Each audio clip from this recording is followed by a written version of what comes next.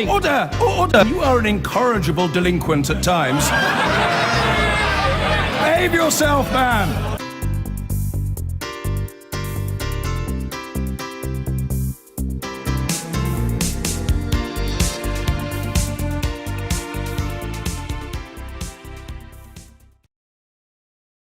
Now, it's long been a source of shame for Europe, and especially for Britain, the number of young unaccompanied children trapped in the jungle refugee camp near Calais.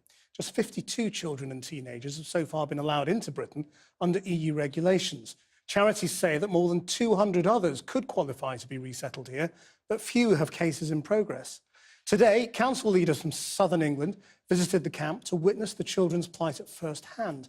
Our reporter Porrick O'Brien is also there and has been meeting some of the young refugees. Porrick.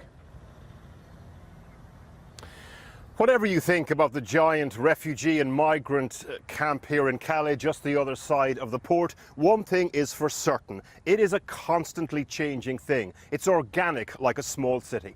And every time I come here, I notice those changes. This time round, we noticed that it had geographically shrunk, but that the population of the camp had dramatically increased. So the density of people on the ground was startling. The other thing that struck me, the number of children, and particularly the number of children that are alone, that also struck us. That's the granular stuff. First to the air and a bird's eye view of the jungle.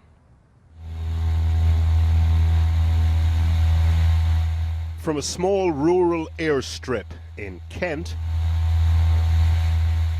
in just 20 minutes to the migrant metropolis.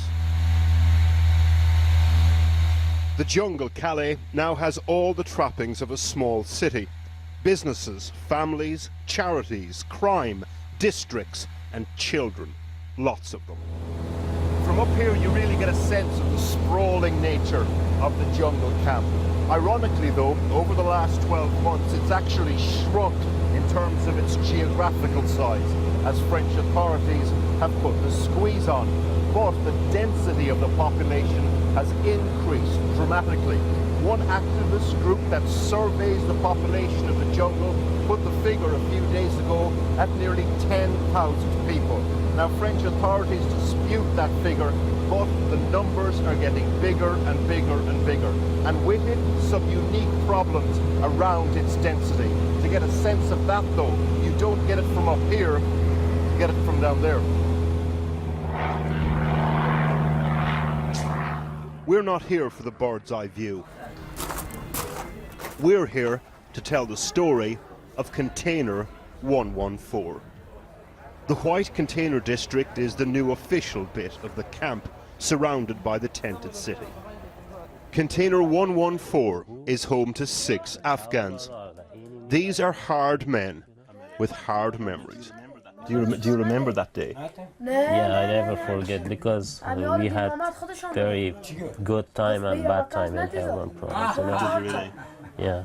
Wafa, for example, a translator for the US Army in Helmand. Container 114 then. 6 people, 5 men, 1 little boy. Some pretend to be younger here to get preferential asylum claim treatment. Shafi is 11 though. We agreed not to show his face. If we did, you'd mistake him for 8. You will though be able to hear the small frightened voice. Shafi, when did you arrive here in the jungle? How long ago? 1 year. Oh, you're here for a year, are you? 1 year. Okay. And where is your mum and dad? In Afghanistan. In Afghanistan. And why did you come here on your own?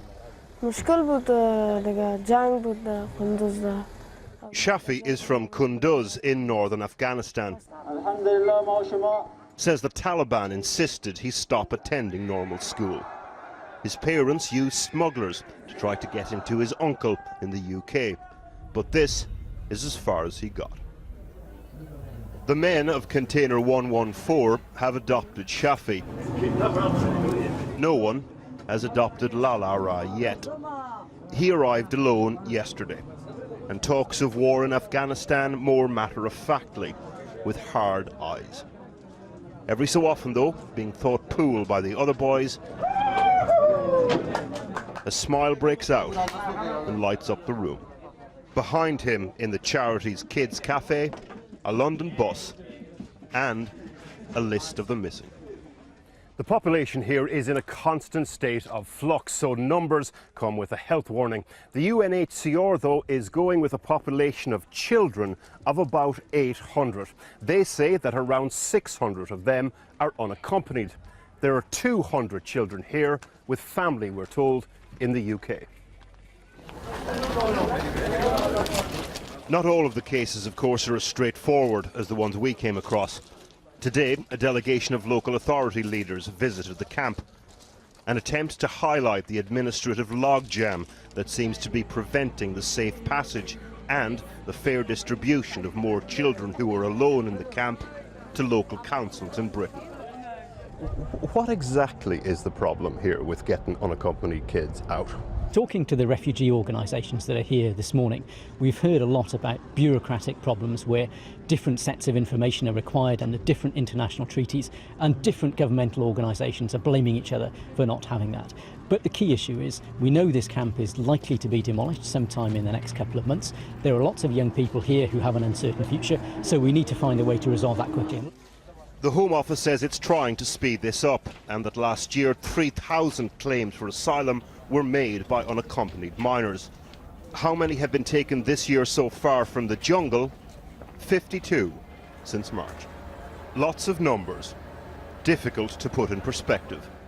Except for one boy, and the number he'll never forget, 114.